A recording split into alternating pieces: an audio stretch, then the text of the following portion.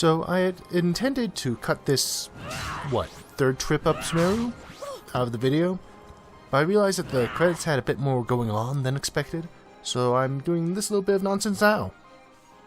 So, welcome to Character Talk with a guy who did limited preparation and might not know what he's talking about because he wasn't one of the game designers. To start us off is, appropriately enough, Ajna, our main character and alphabetically the first on the list. I'll throw her biography from the Indivisible website up on the screen for a bit. Do with that what you will. Tangentially, I have since received the special collector's edition tin thing. Ooh. Ah. Along with the art book. And the physical Switch edition of the game, which is the European print, so I won't be able to get the DLC on the Switch apparently? Whatever. Anyways. Ajna has the most pages, of course, with a lot of different conceptual designs. Taller, darker skinned, with a sword, with a spear, with different outfits, with what might be a physical interpretation of her transformations in the form of a mask. Here are some different hairstyles and a variety of costumes based off of different cultures. Look at this one with the little fang, and just so much hair. And that full-body hood is some wild style. After this is Antoine, an Iron Kingdom royal and also a convenient character to tangent off of. Antoine actually has a connection to our crew already, the one-legged combat trainer George, whom I have done nothing with. The reason George lost his leg involves Antoine, and the frequent mentions throughout the game of dragon hunting in relation to the Iron Kingdom. Antoine also originally used a rapier instead of some manner of dragon-themed pole arm, apparently. George himself was originally meant to be a full two-legged incarnation as well. He used a spear, the ideal weapon. Notably, and this is where I tangent to a new topic, Antoine is one of apparently 5 incarnations that haven't been fully implemented in the game yet. One that I've mentioned before is Sumeru, a sand sculptor that is mentioned by someone near the first bar in Port Marifa. Her original design and backstory were a lot more grim and dour than the final products, but I do like the original's more mystical, sandy appearance. The other 3 fuck. I'm so fucking tired.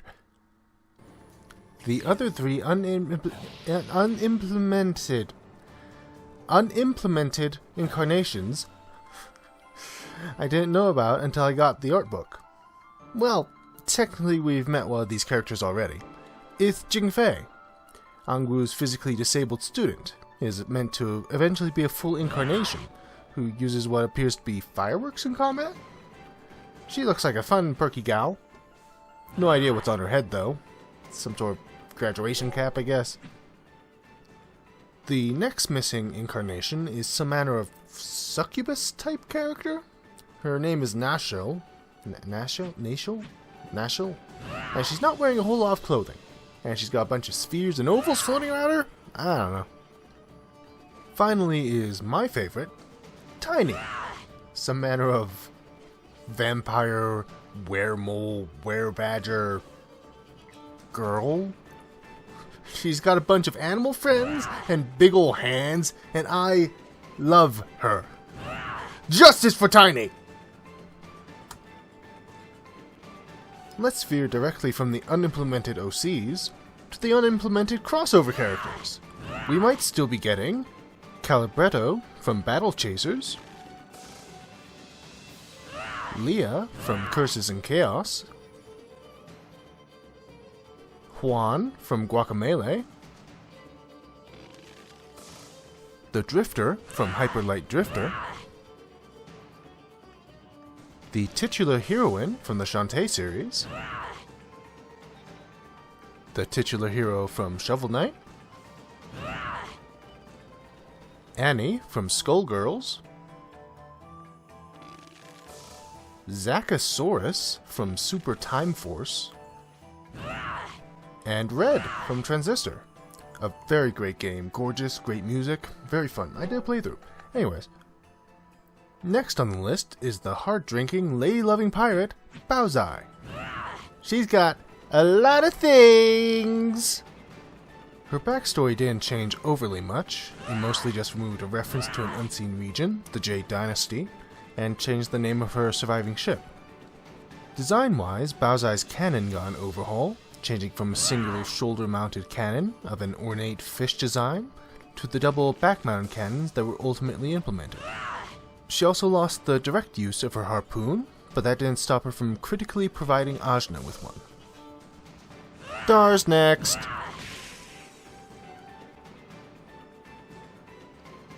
That's it. Ginseng and honey are next on the list. Also, not a whole lot to divulge beyond reinforcing that ginseng is non-binary, and honey is radish creature. Let's get conceptual real quick.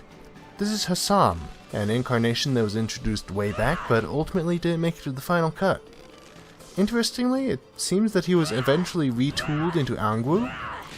They both have connections to the Tower of Wisdom and Idi research, and while Angwu is far simpler, Hassam's goggles and hidden face remind me of her design a whole lot.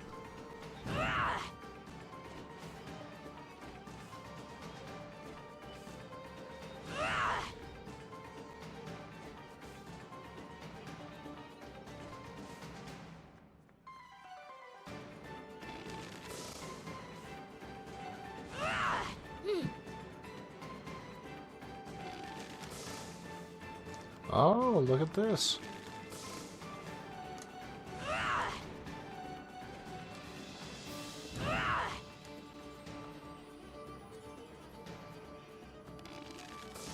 I believe this is another... Yeah. It's another... New Game Plus boss. I can't get off from that side.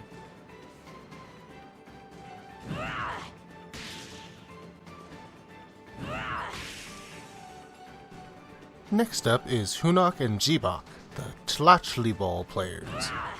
This is also going to get a touch conceptual, but I'll pause to let y'all take in these dumb jocks for a bit. Originally, these brothers were one character, much like Hanji and Genzo from Overwatch were. Tenok was a...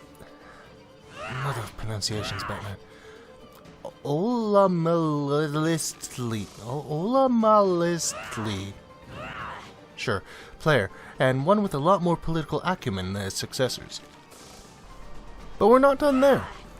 There's another incarnation that didn't make it to the final cut that I, sorta, believe had a hand in the end state of Hunok and Jibok. Narcissus, a literal corpse kept alive by an evil witch doctor's voodoo magics. This guy don't got a lot of his face, and he's missing a hand. And there's a scythe impaled through the stub arm, and you can see his ribs and his bandages are soaked in blood. It's also slightly racist, so... There is a small bit about a second evil soul trying to steal his body, which feels a little like what Hunok and Jibok have going on. I don't know, it's probably a bit of a reach, really. Kaldi also didn't make it to the game. It's a shame, really. I'm kind of digging this dude.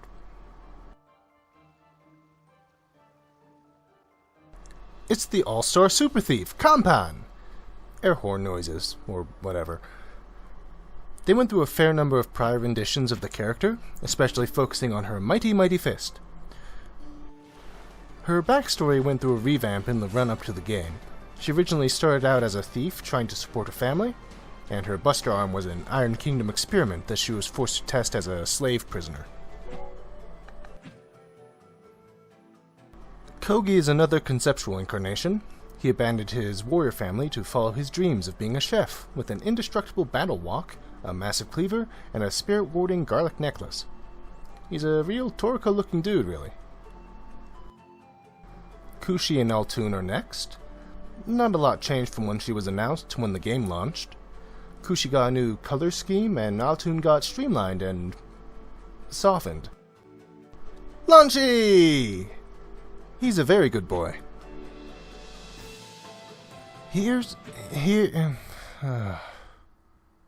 This is taking a lot longer than I expected. I mean, it doesn't help that I have no attention span, but... wow. Here's Latigo. I've already talked about him during his Incarnation quest, but I'm doing it again. This musketeer was originally introduced as his nemesis, Vasco. His design was changed to the one we're familiar with later, but he was still Vasco at that point. When the game launched, he was changed to Latigo because of fan backlash to losing out on the original design, or something? I'm not sure. Leilani. I don't have a lot about Leilani, really. I like her, though. She's a cutie. Naga Rider. I also don't have a lot about Naga Rider. He is a cool, goofy guy, but it is a shame that you don't get to use his bike at all. He does have just so much backstory, though. Here's Nuna. She got a bit of a revamp from her original design, losing the sunflowers and feather cape? She also has just a ton of backstory. Phoebe. Not a lot changed from concept to final product, it seems. Though the fact that they explicitly labeled her outfit as panties is disconcerting.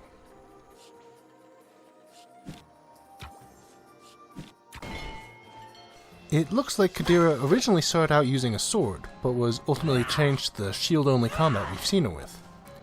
It would have been cool if she started using the sword after her Incarnation quest, but that would have taken some work. Rosmi is an amazing character, and very little seems to have changed for her, even though she was one of the first to be conceptualized. One attack that I never really saw was this bomb tackle attack I saw in the art book. It's apparently her level 2 idiot attack, so shame on me, I guess. Here's Ren, the horrible, horrible pervert. His backstory changed significantly with the removal of the Jade Empire as a noteworthy region, like with Baozai. Tatanka also didn't make it to the final game, and he also has another spirit haunting him, like Narcissus in the end state of Hunak and Jibak. Tarani. Much like Rosmi, it seems that not a lot changed for Tarani during development. Her dress lost its ruffles, and a lot of gold accents were added later on. Toko is a katana nun. She also does not appear in this game, and I'm not sure if that's a good thing or not. I mean, where do you even go with a katana nun? Surprise! Tungar's still here. I pondered whether or not it was possible to miss out on Tungar if you didn't rescue him before Ravanavar's palace crashed. While you can't skip him entirely, you can delay him. He'll show up later in Tai Krung and demand to join up with you. From what I found, it doesn't look like a lot changed for Tungar, design-wise. His original backstory featured him as a drifter, looking for students to train. Yan's design changed very little between her introduction and the release of the game. But wow! Did her backstory change a lot. The version we got featured her as a lost refugee from a destroyed city, unsure of what happened to her parents. In the original, her parents actively abandoned her because of her disability, and the dancing troupe she was a part of was part of a scheme to assassinate the Emperor of the since-deprecated Jade Empire. Wow!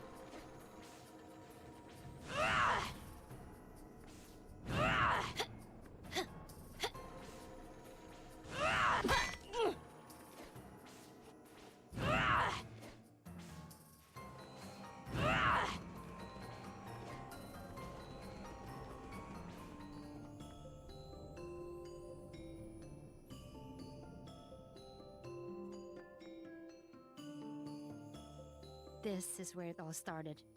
Where Kala was let loose.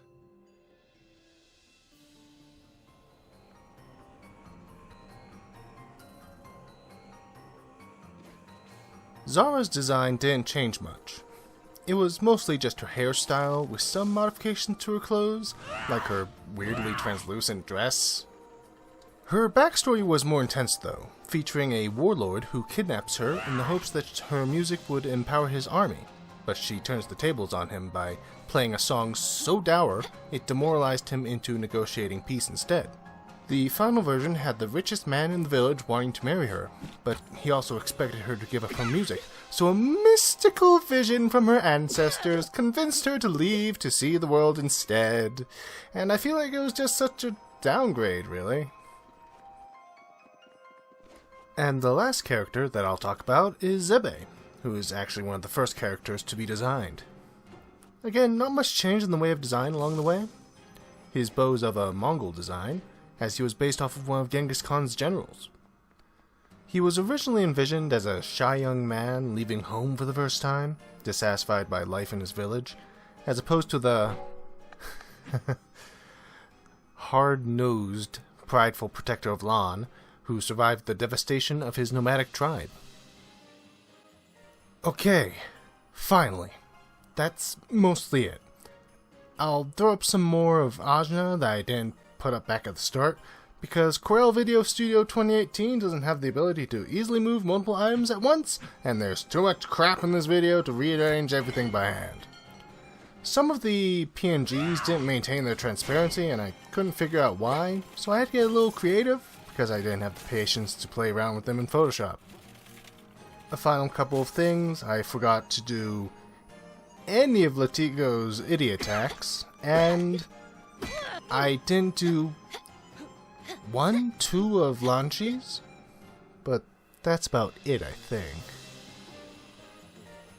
Oh, and my whole theory about Narcissus inspiring parts of Hunak and Jibak? That's a reach that's almost certainly not true.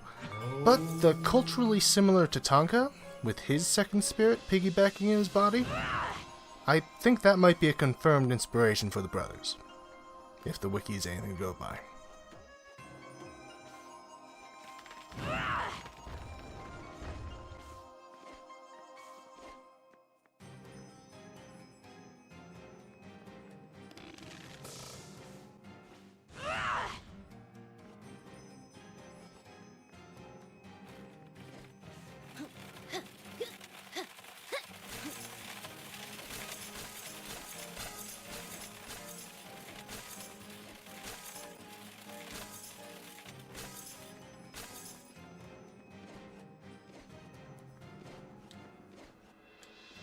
Oh no.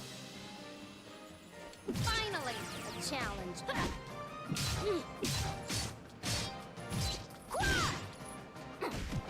for a quick play.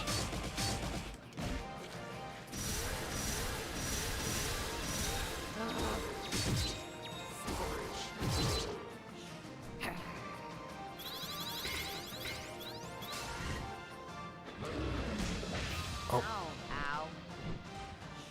Ignite. Flame.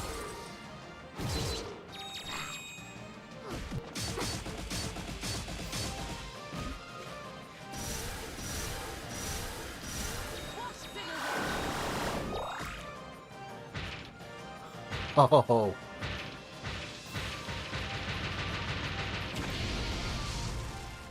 Maybe we'll grow taller too. I should switch Turani off.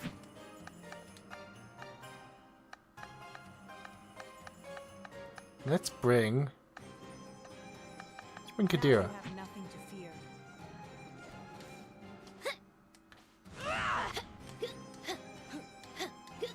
Maybe she's using her sword now.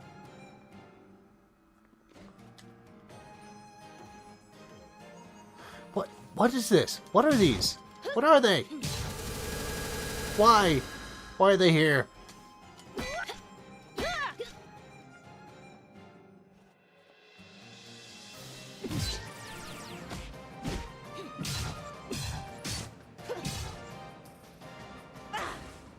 You're open.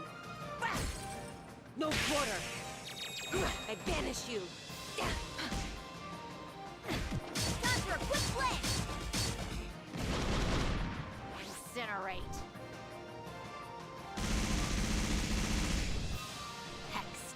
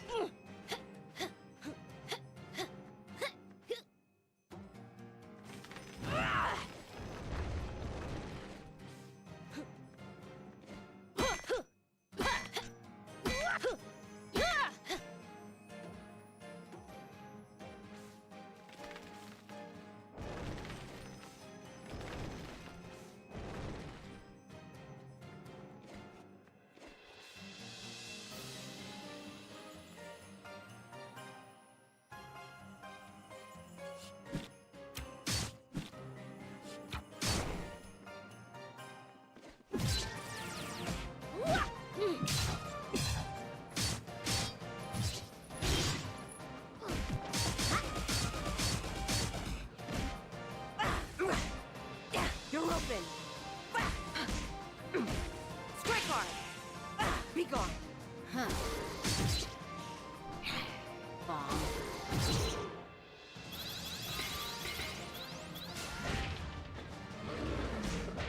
Hey!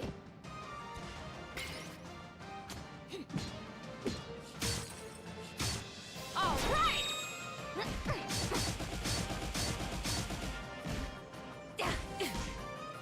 You're open.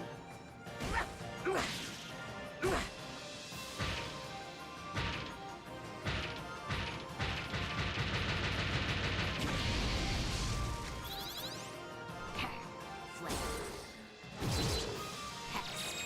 Scorch. Get back. Be gone.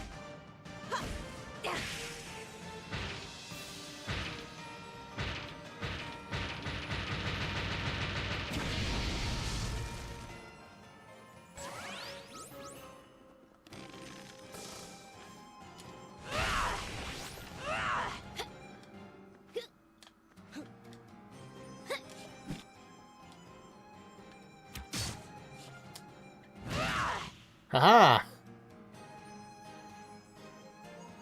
Clearly there must have been another way that I've been able to get up to there by using this, but I didn't see it.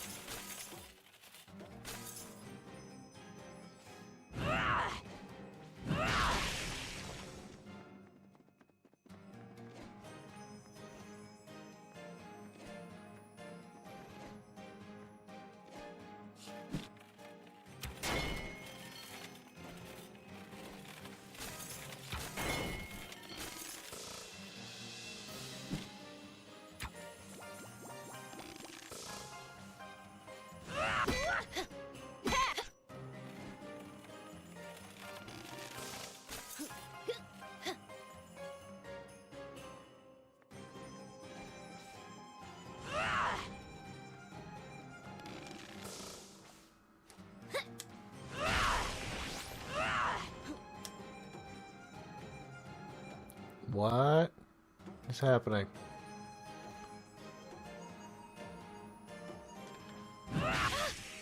Ah.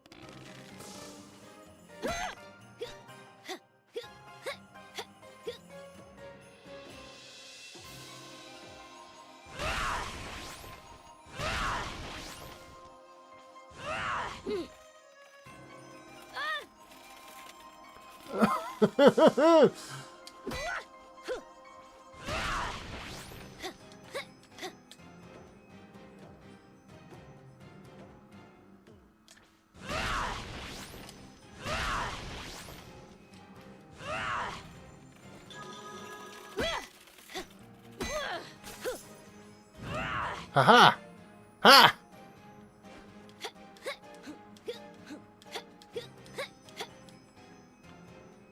Where am I? Oh god.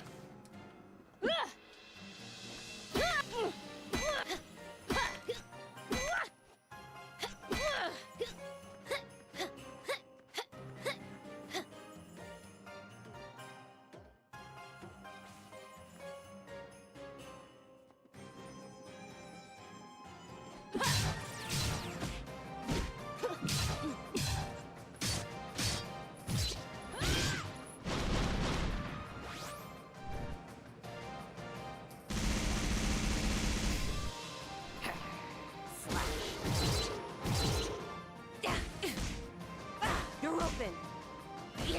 No quarter. Be gone.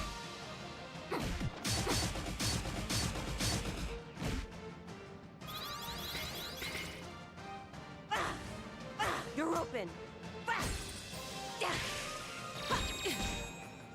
I banish you.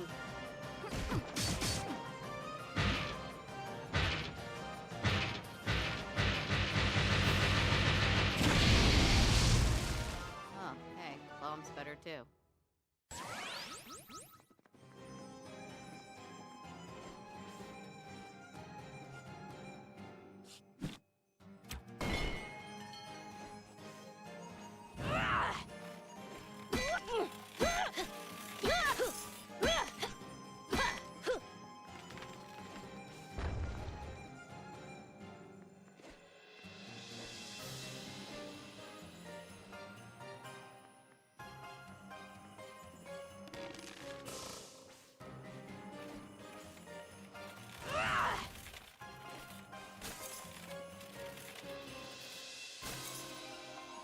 Finally, a challenge.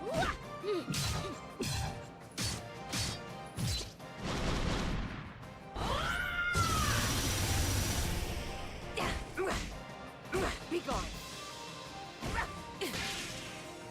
You're open.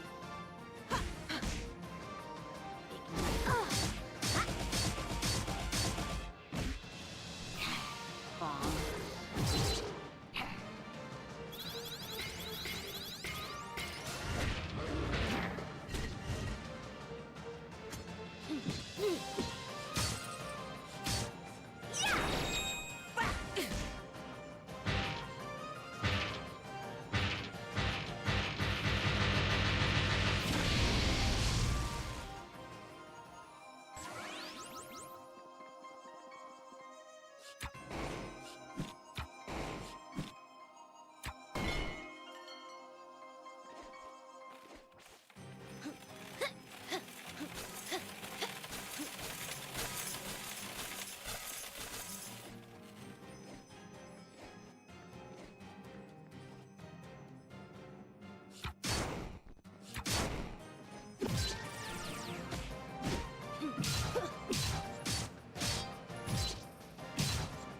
Mixing it up.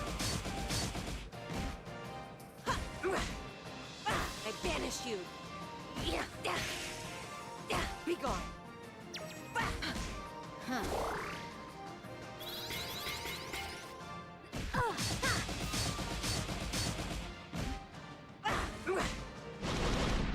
My resolve is unshakable.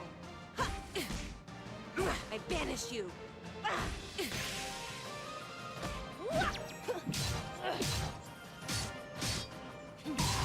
Still a long way to go.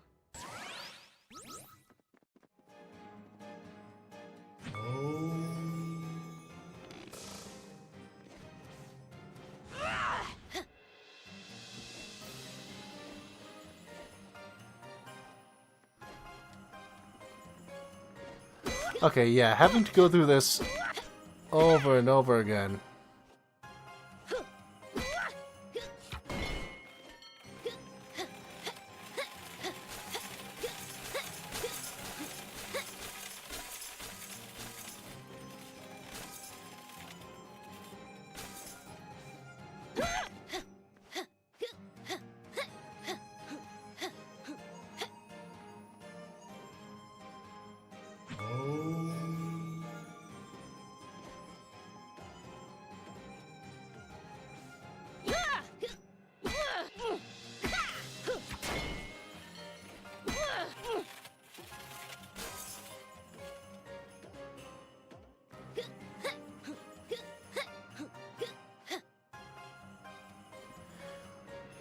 and this is where Kala nabbed us the last time.